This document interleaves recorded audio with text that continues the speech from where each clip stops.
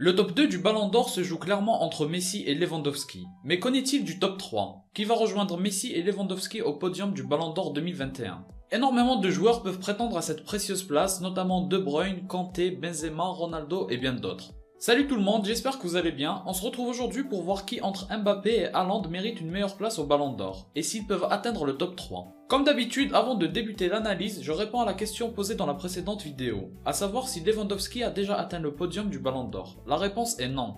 C'est vraiment étonnant vu que c'est un joueur qui réalise d'énormes performances depuis plusieurs années maintenant, et qui a brillé dans différentes compétitions européennes. Pour la question du jour, ça va être à quelle place Mbappé a été classé au dernier Ballon d'Or, donc celui de 2019.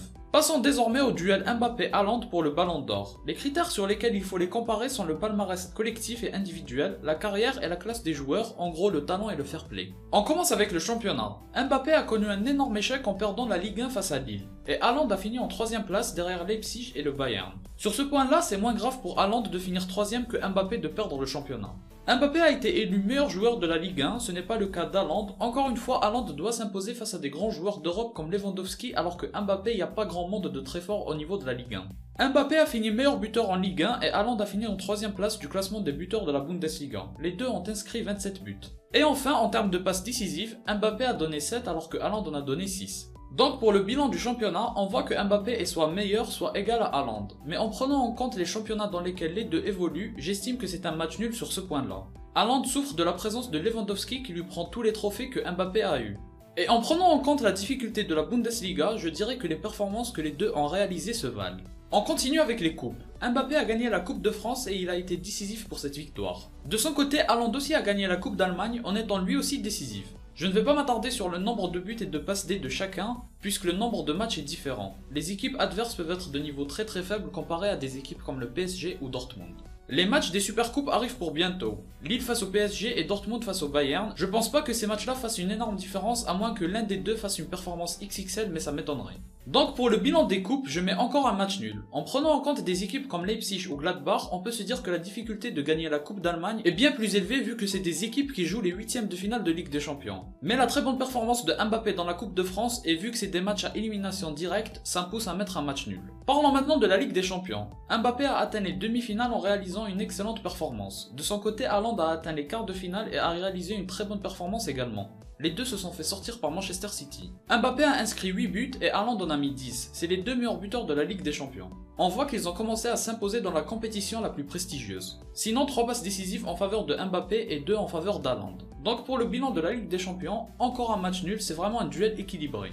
Mbappé est allé un tour plus loin et il a mis une passe décisive de plus que Haaland, qui lui a fini meilleur buteur. J'estime que le match nul est correct, d'autant plus que les deux ont été éliminés par Manchester City. Parlons maintenant de l'Euro 2020. Ça va être compliqué à juger sur ce point-là parce que Haaland ne s'est même pas qualifié pour participer à cet Euro. Mbappé a participé avec la France, mais malheureusement pour lui, il a été très décevant. Mbappé a mis 0 but et a raté le penalty qui a causé la disqualification de l'équipe de France. Il a été comme un symbole de l'échec. Et c'est l'échec du champion du monde. Et depuis, alors qu'il était favori au Ballon d'Or jusqu'à là, sa cote a énormément baissé. Et ça se comprend. Même si je trouve qu'il a été assez intéressant dans le jeu, mais il pouvait largement faire mieux. Donc pour mon bilan sur l'Euro 2020, je pense que je vais encore mettre un match nul. Entre ne même pas participer à l'Euro et être le symbole de l'échec de son équipe, je ne sais pas vraiment c'est quoi le mieux.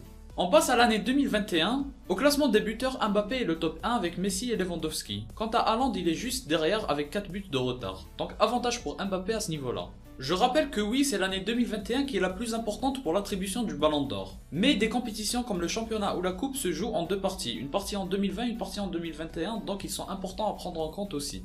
Et enfin, on termine avec le talent et la carrière. Au niveau du talent, je les mets à égalité. La vitesse des deux est très impressionnante. Haaland a en plus le gabarit et une puissance monstrueuse. Mbappé est meilleur en termes de dribble et de percussion, donc je pense que le match nul est justifié pour le talent. Par contre, au niveau de la carrière, Mbappé l'emporte assez facilement, d'autant plus qu'il a quelques années d'avance sur Haaland. Il a déjà brillé en Ligue des Champions à de nombreuses reprises et surtout à la Coupe du Monde et ça fait clairement la différence. Voilà donc pour la comparaison entre ces deux joueurs prometteurs. Si j'ai oublié quelques points importants, vous me le dites en commentaire. On voit sur tous les points que Mbappé est soit à égalité, soit meilleur que Haaland. Donc la logique voudrait qu'on mette Mbappé supérieur à Haaland. Mais en réalité, ça dépend du degré d'importance qu'on accorde à la Ligue 1. Comparé à la Bundesliga, je peux comprendre que certains estiment que briller en Allemagne est bien plus compliqué qu'en France, et qu'échouer en Ligue 1 n'est pas pardonnable. Donc ça dépend vraiment de cette considération. Pour ma part, je ne considère pas encore la Ligue 1 comme faisant partie des plus grands championnats d'Europe. Pour moi, ça n'a rien à voir avec la Première Ligue, la Liga, la Serie A et la Bundesliga. Ils sont un cran au-dessus.